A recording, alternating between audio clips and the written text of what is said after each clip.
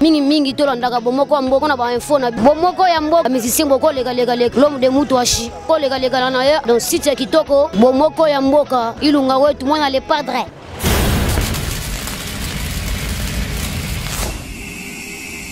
Attends, est-ce que comme à quoi moni nga na ba estime trop pour na en fait quand on est comme on est tout va dans ndako na ça oui donc on a biso oui on est mal na estime trop pour na et puis na linga ko tellement mingi mais là non pourquoi il faut utiliser terme que ba musicien congolais basa sans esprit.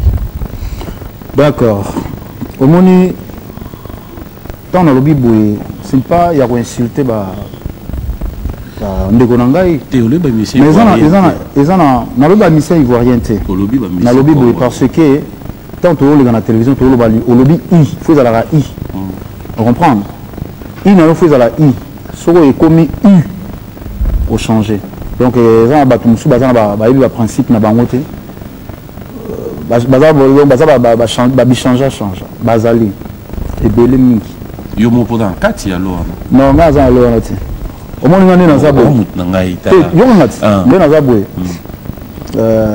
na ebité na ko lo bateke no soki na bi esprit mais na za très catégorique na makamnanga so na bi par exemple mutuana na sollicité par exemple na sollicité yo changea na note que lobby il komi o na ebité na ko ça exemple na ko exemple comprendre alors ils en a batu mususu bazana caractère roi ya basi OK batu mususu bazana caractère roi ya ba momible au moins ya on a ba en général la majorité parce que là on bimsanga yuma na écran ce qu'on a na bima yuma na yuma te voilà en fait là on a retenir la réponse na yo les gars yo za changer te et puis sur lobby botika la catégorie mais yo boya mamba featuring lo ba tout mo boya yo linga ba featuring te. Non, merci beaucoup. Sozo landa bien. Ouais. Est-ce que l'album nangai, yo somo déjà featuring? Oh non, comme ça sur le bagage pour l'album. Ah, au coquille répond ngati l'album. Mais la pose question. Na l'album nanga. Non mais ma biso ko l'album pour l'album. L'album. Kasi mi obi na répondre l'album nanga, yo somo déjà featuring l'album nanga. Mais qu'est-ce que tu appelles featuring? C'est quand tu retrouves l'album, toi quand tu retrouves avec un autre artiste. Bon, c'est na lo bagage on est dans contexte wana. Kasi ka naza clair le lorsque comment changer naza clair featuring quand na lo ba featuring na ko keneta musu mbongo te mteza na ko mbongo na ngena na poni mututel par exemple na futa mbongo tout ça n'est featuring on se comprend donc on a ça là échange culturel pour moi échange culturel on comprend hein donc ils allent wana bandeko bazo sing ah ya ko tshela ngai ni sabo tshela nga mais ngai mo jusque là on comprend donc voilà. Est-ce que originalité il y a dans sa bosse il va appartenir toi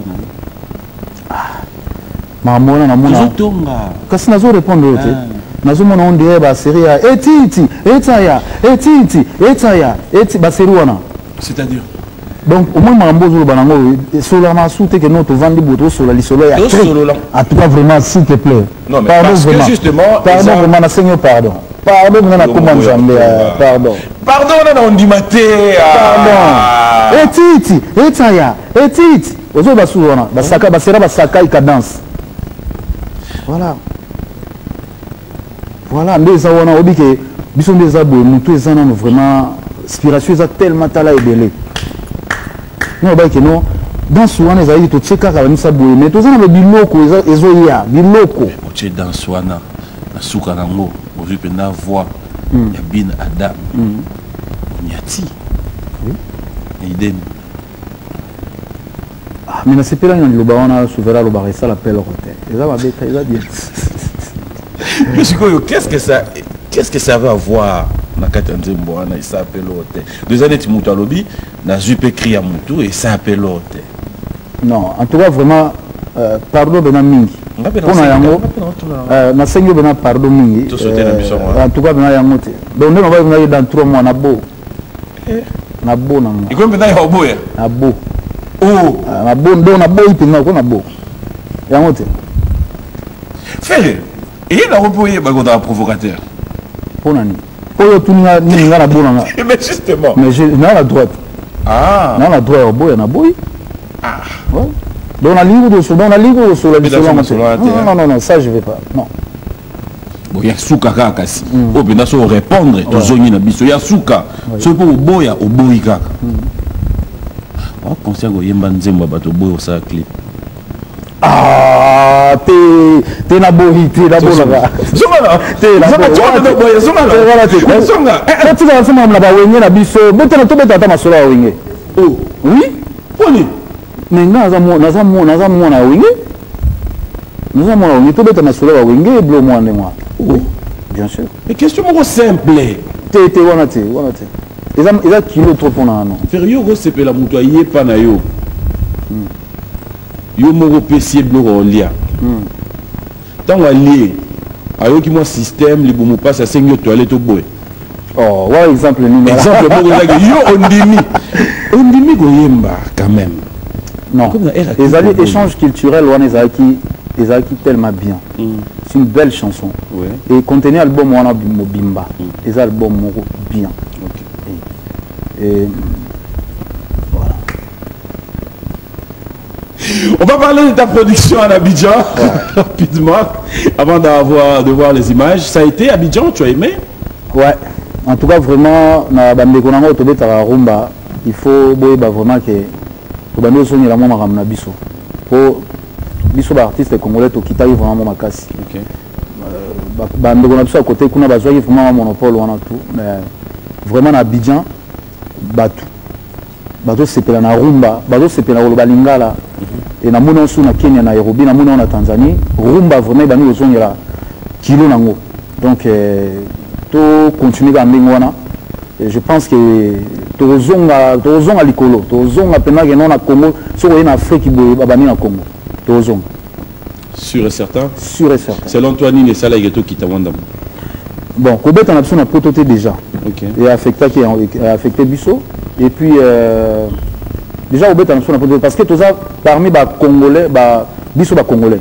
Biso mtobeta tous ba signature tobeta ba salona o to mona ba journal de ba beta biso. Et communauté la mingi bané ko ya otala biso. Alors absence na biso, les autres ça que tous obeta li souté communauté Tanzanie. Mutu na mutu azongi na ba place yango sali que non côté na biso ezala ya okita. Sinon surtout zongi l'activité na poto ata ba salon ata ba nitu sabo mona ke makambo kita penza parce que musique ezati. Mais pourtant ba ndeko na biso misu bazali ba beta mais ba beta na ba salo biso do beta ti. Ba sala ba playback, ba sala ba boka na ba showcase na ba nitu sabo. Donc côté on a vraiment un dimanche on a congolais, côté on a vraiment tout ça fort, vraiment fort. Nous allons revenir avec vous tout à l'heure. On va quand même voir, fidèles téléspectateurs, les savoir-faire de cet artiste musicien Ferré Gola, sa production en Abidjan. Qu'est-ce que cela a donné? Entre-temps, je vous demande encore une fois de plus, sur vous qui voulez vous habiller comme nous, faites un tour du côté de Houdine. Vous êtes à 7e rue Lumété, vous êtes dans l'enceinte de Shoprite et vous êtes aussi en diagonale de l'hôtel de ville. Vous pouvez bien vous procurer de l'arrivage de cette nouvelle marque Houdine qui, je ne saurais peut-être pas faire de commentaires, vous êtes en train de voir. Faites-moi confiance, faites un tour. Pour le plaisir de Loja Kuala, Bosokito Pandachala, King Makiadi, et déjà il sera parmi nous bientôt. Ah, King Makiadi, on apprécie un mot. Canadien, voilà. Et Willy Moucheni, le code mondial. Bienvenue déjà à Kinshasa, Kennedy Yenga, Nancy Lengalenga, Kadis Moui. Pour vous, rien que pour vous, fidèles téléspectateurs, on regarde les savoir-faire de Ferré Gola, on se retrouve tout à l'heure.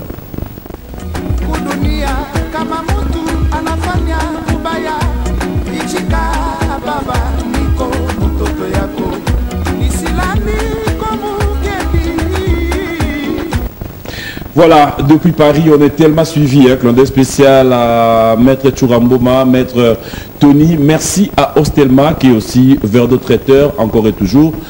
L'a dit depuis Dijon, clin d'œil spécial à toi, mon frère. Et aussi, nous allons devoir dire clin d'œil spécial à Ali Bola. Merci beaucoup à Eric Egouagnin. Quelque chose se prépare. Je pense que c'est pour bientôt. Et aussi Luc Makanaki. Benichi Bola, clin d'œil spécial depuis les États-Unis. On revient avec vous. Aujourd'hui, que Cécile. Pardon?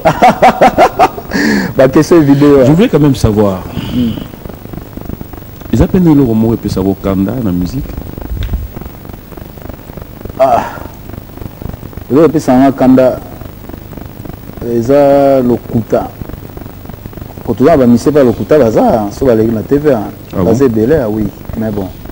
Ils ont Moutounio sur l'équipe. Ils ont d'autres produits.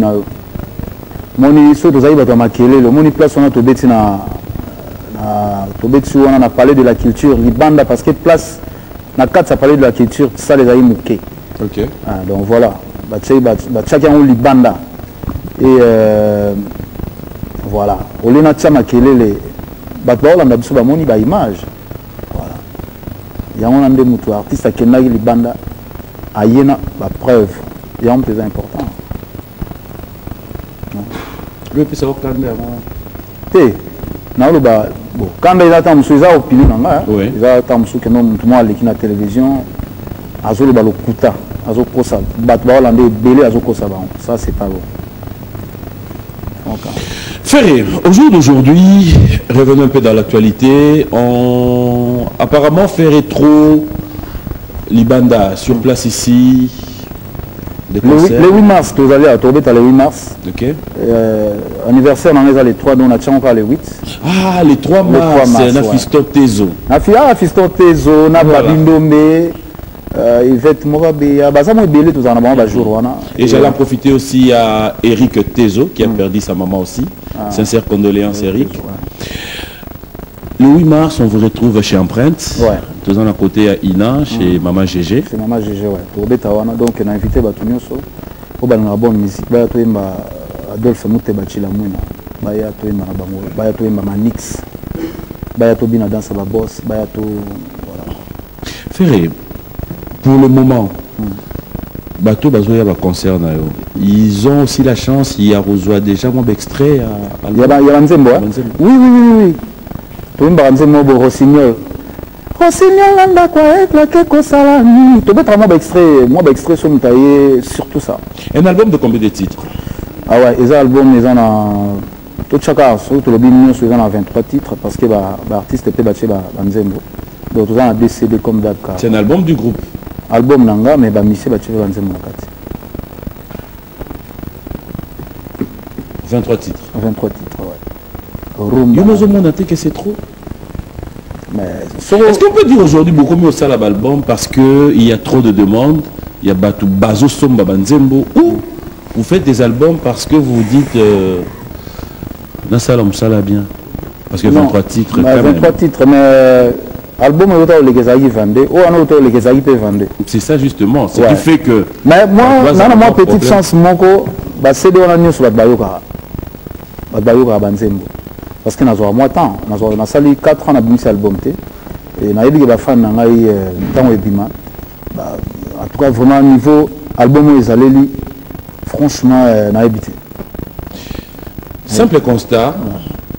J'aimerais quand même que vous voyez, yo moko, tu te dis quoi? Et Zalaka Nenge na yo. Faire rigolo sort un album. Au début, les gens murmurent. Neti, bon. Après un moment, c'est tout le monde qui est d'accord. Bon, déjà un toit bien. Un temps ça dépend de l'opinion à Batou. Et puis bon, à l'époque, on maîtrisait le départ, il y a marketing.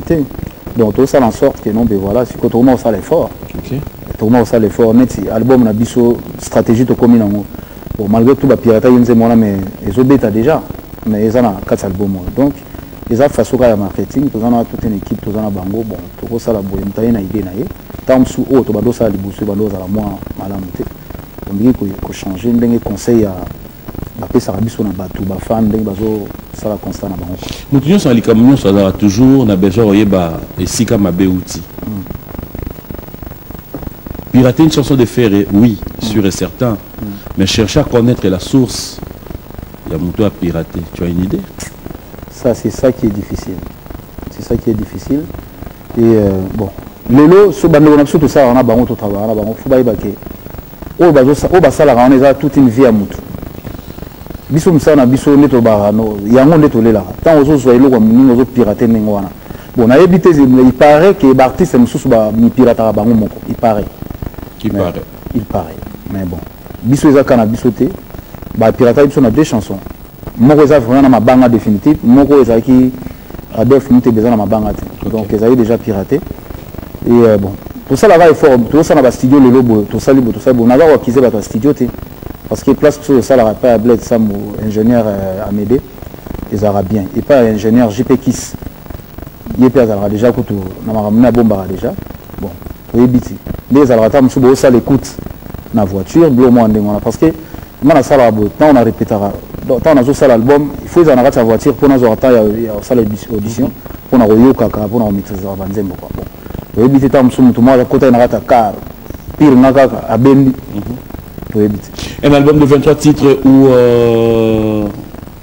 tu solo lisuka na ba parolier ou c'est faire lui-même non tu travailles album na ba parolier na savoir na ngai pesa na kati neti nzembo nga o nzembo na che prela ya kina vina ngai ko bebisa o tapi okotana polimo na nga couple pepa oye ba kibie na sala kina masina ngako osali nyonso po trouble foye na ngai wa eza ba titre ngamo pe na sali mais eza ba titre OK ba parole wana tu ba jojo lina to roboya bango te baza ba grand parolier lelo tout ça ba parolier ba Eldorado oui que faute ya comme laisser comme que c'est répété trop pour nani que nzembo bimia au bini kuna en tout cas vraiment parolier ou ça la bon monter ya obi sa carrière na pe son âme leader kashama petit na ngayo to travailler na longtemps mais parolier ou ça la bon au mimi nzembo awa au pesi awa au moniteur que non ba artiste ce soit moi déjà boy au baby simba on a un peu mon actualité ya musique na biso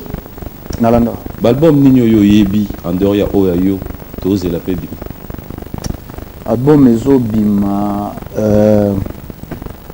namoni déjà nani ya vena Jean Koubal namoni ya salina ba Jean Koubal c'est bima et puis c'est-à-dire ebima to qui déjà tout na ba moité na sisi de tout na sisi de nante na sisi na idée na tout nyote ba album nini outi ko bima question nangeza claire ba album nini ezobima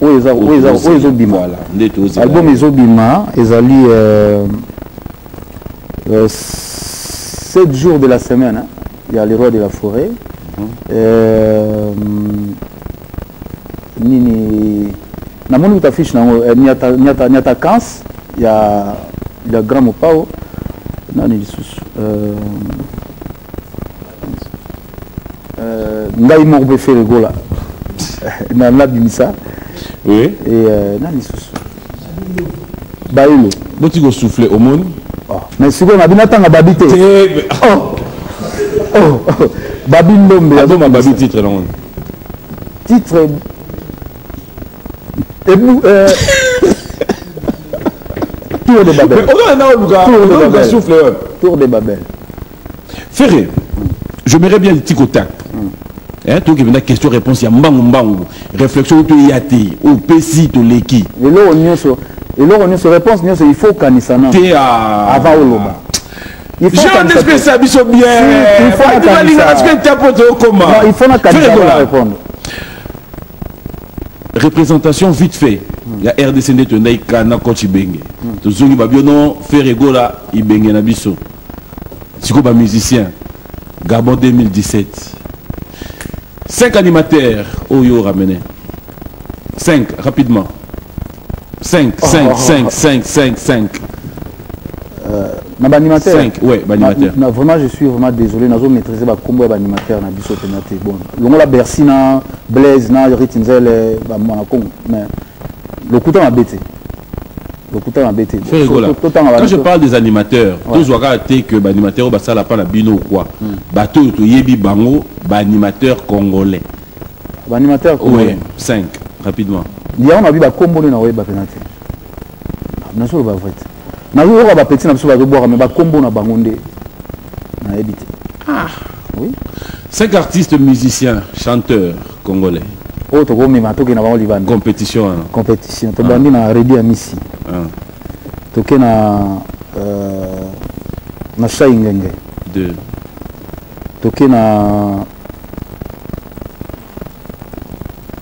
na Fali 3 toke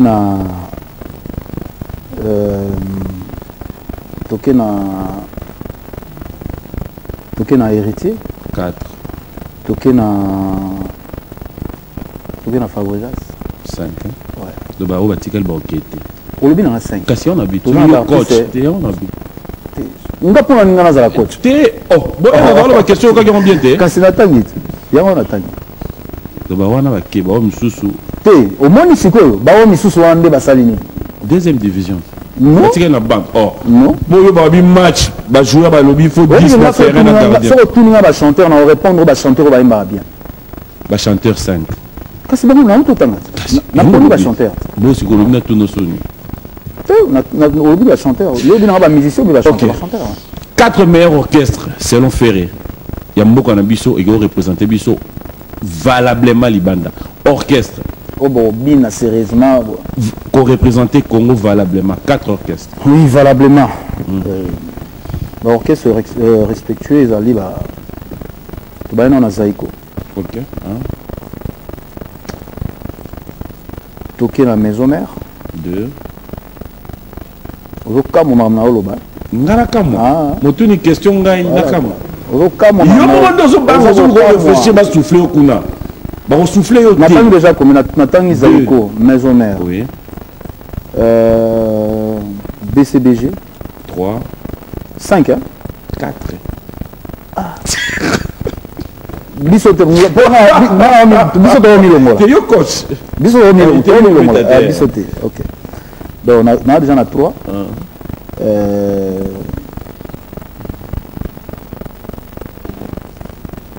nani on va tout la nani kuna tozano na plateau yo mo tuna libanda nani na oye ko la ki avocat yo mo tala sala chebwe na cheni hein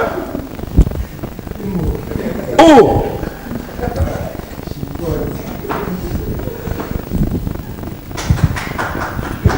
donc on problématique oui kasi obi na 4 obi na 4 ba homme sou wana bande de touche na lobi yo boya film na boya on point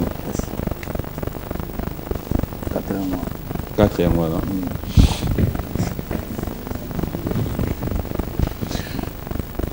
sans polémique.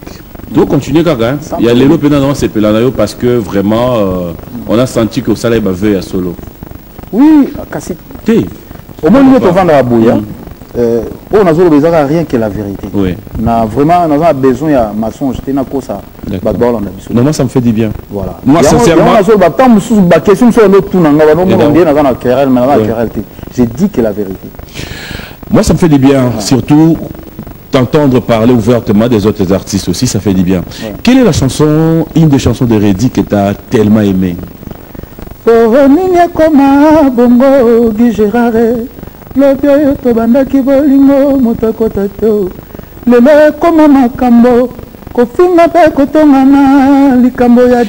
une chanson une des chansons de Pépé Calais que tu as vraiment aimé? Tala ndeko tosalaki biso mibale ngai nayo kolia nayo ngai kolata nayo ngai. Une des chansons de Fally que tu as vraiment aimé? Nzembo Lora ya koseka nanunga na mona nzela minonga yo na kimozomi nana kufelaka bomengo lingi nango ngai tenga mapesanga solo likabo eloko lutima te anga na mbonko monongo. Une des chansons de Maraï Maraï que tu aimes? Wana siko po bimisanga mabe. Oh ouais. Non, posez la question à la musicienne. Non, franchement, na évité. Na obi vérité. C'est simple, répondre na bongo na biso mabe poil. Na évité kasi. C'était simple, bongo na biso mabe poil. Ah papi.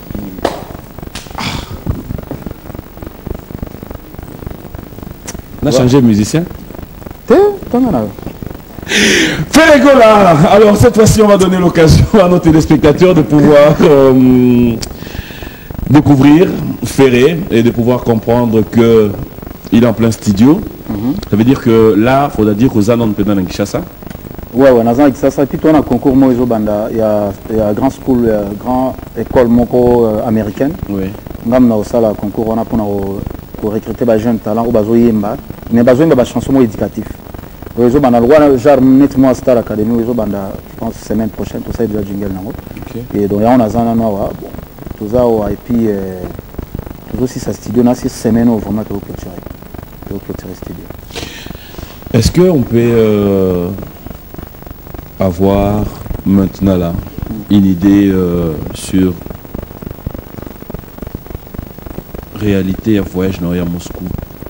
Voilà. Ah, Moscou on a dit bon. Tu en parles trop au fait hein? Non, bazo tout n'angaïndé parce que bazo kamwa. Moscou. Moscou voilà. Donc Mike Omole c'est un jeune producteur. Abézo Mimabsona Moscou. Le roi Ngapé na tout le monde donc le thème ali bangana ni mala passe c'est bon. Mais bon, concrétisation en ça vraiment bien et puis tout kende. Donc azo la semaine prochaine pour ça la démarche ya ba visa tout ça. Et les alamala muminde na so ba surtout beti le 30 juin pour nous bien. Ça vraiment bien. C'est les 30. Les 30 et puis avant il y a un tout ça un voyage na Bangui. Na Bangui et puis Kenya, toujours que Kenya, quoi en avril là. En avril. C'est pour une production. Production, mieux c'est la production. Un message de Bandegonio sur l'indivision avant peut-être que nous puissions clôturer. Merci. José Timbalanga, je sais que tu le suis. Hein. Bon dimanche. José Timbalanga, on a Trésor Timbalanga, bon dimanche. Donc, on va te bélé, blesse, dit le maître Guy Mafuta, Azaola Nangai. Alors, on va le voilà, maître Guy Mafuta. Chikapa. Ah oui, le voilà, il a comprendre. Na pesimo de notre Tibambe, c'est de Lutumba Nio, na pesimo de na Awatoza, docteur Jafar, Abinanga. Oyebi masolo on a madame Nicole Pichumbombo na pesimbote na Bruxelles na pesimbote na Edi Makoti na vient na chukelo mboto Selema Nzombi et les grands patrons Adolphe Mouté Bachilamuna numéro 1 na pesimbote Serge Kiboko le tata na pesimbote na Didier Chombo Petit Jésus Nightville na club na biso wana batunyo soboya wana na boîte na biso na pesimbote na vient na Chabani record Angola mobali à Francine na pesimbote na bienvenue Makanga et do Muzamba l'intouchable soyez les bienvenus na pesimbote na Fabrice Mbemba Francine Mbala Yves Bonga famille présidentielle na pesimbote na Viena Ngai Costa Couleur Barbara Mazirel première dame à l'imité na pesimbote na Cédric Lutumba Nio Dem Sichai des Tibam de femmes d'affaires na pesimbote na Sila Aigle Jaune, madame maire à Palais Pénia donc et vient en général des FAO sans oublier les patrons Francis Louia jeune patron on a Pessim Mbote na Yves Bonga Francis Mbala Zabolo sans oublier Petit Nangaï et sans oublier na Pessim Paul Moutou Mbote na Pessim Mbote na Béra de Prince des Amours de la Bonne Guérison sans oublier Guy Maloubanga et mes enfants. Tout le monde. Voilà, fidèles téléspectateurs, ça a toujours été un réel plaisir. On a bon à ça, ça va faire que Mamba Bazali, tout ça va Ogi le Tibantamba policier, tout ça va faire un fou, tout ça va Orsini le Mene, tout ça va Lévi Paille, tout ça va. Oh, dis-le aux Arabes déjà. On a fait Simbote dans Trésor Congolo, CG Vasco Mabiala, CG Blaise Polo, Serge Informa, directeur Nabiso, Papi Konde. Voilà, un grand merci. Notre suivi du côté de Boma, Sissi Malam, un grand merci. Merci à Fabrice Kiki et pardon, Bayavisa pour Nana Petlana Gires. La répétition ils ont mardi, vendredi. Oui. Martin Massine de Lamba et Lamba. La répétition, wapi. Tout ça, la répétition, la 1, 2, 3, donc vous allez en mardi. Ok. Vendredi. Kiki Fabrice Mafolo, Papi Mbouyamba, l'Irlandais, Info Mayenga, Yves Mwamba, Clément Moulumba, Bobo Chibos, Guy Kabouya, Panama, Alain Mounyongo. Merci aussi à José Lita et Alain Nasser. Nous sommes de cœur avec tous ceux qui nous suivent. Elbito Coiffure, Melka Tessa, les grands Mafuta, bonjour et bon dimanche à JCM Protection et un grand merci comme ça aussi à Papito Mwanda. Faut dire bonjour à Alain Ilondo, Francis Ilondo, Pinto Milay, Papi Lagorge, Bao Nyoso Bao Landabiso na ciné débat na Kikwit. Un grand merci à vous. Au revoir, appelle-moi Kikwit. na revarna ke beta kuna vraiment kikwiti nana kendango te to ke beta kaka photo kende bana kikwiti nyonso na pesi bino mbote makasi. Voilà, nous allons dire merci à l'honorable Serge Bouya, à Dédé Amouli, et on va se retrouver ici encore. Il y a un autre clôturé. Auto clôturé encore. Bien. Ça là, on a bien. Le colonel Riffet m'appelle, un grand merci. Hein. Voilà, on va avoir la dernière étape. Étape au ça là, on a bien. Muriel Mons. Bonjour, vous allez bien? Oh, merci. Oudine. On appelle ça après la question. Contrat, vraiment. La tour est comme dans ton Vandi. Ils en ont. Ah, mais. Est-ce que vous moi là? Ah bon? Il y a. Tchananouboye. Ah, yo. Tchaboy. Ah, des années. Ok, on entend. On a autant de toutes les façons. Et l'eau a été au bout. Donc, il n'y a pas Nora. Non, papier mon na roban. Na pour na papier mon. Fiko fio. Kanga malek.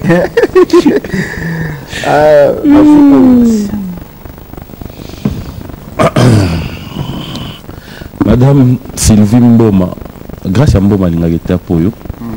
Ouais. Il faut que Ferrego a proposé l'animateur Lobesso la somme de $10 000 pour qu'il intègre son groupe. Faux. Merci.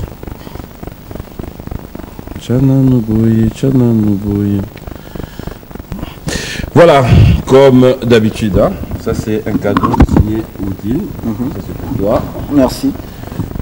Et Oudine, madame, j'ai un clip, Naemina Fimo pour Laetitia Mélodie. Donc, conception, on a vraiment tout là. Oudine pour la culture. Et si tu en as été, tu as encore un cadeau Oudine, cette fois-ci un bouton machette. Ah, merci beaucoup. Voilà. C'est sublime, hein, très sublime. Merci. Voilà.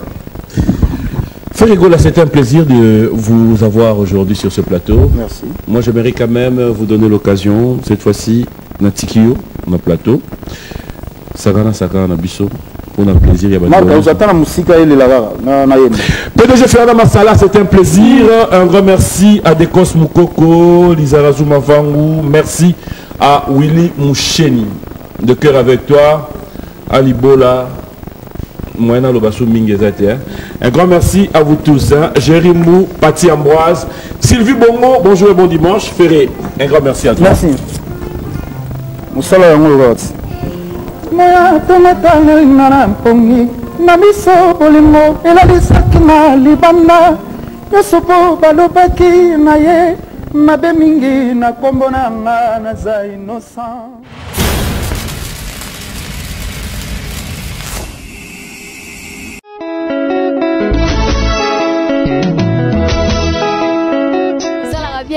mingi tolondaka bomoko ya mboka na bainfo na bomoko ya mboka musicien boko lekaleka l'homme de mutu ashi kolekala na ye donc site ya kitoko bomoko ya mboka ilunga wetu mwana le padre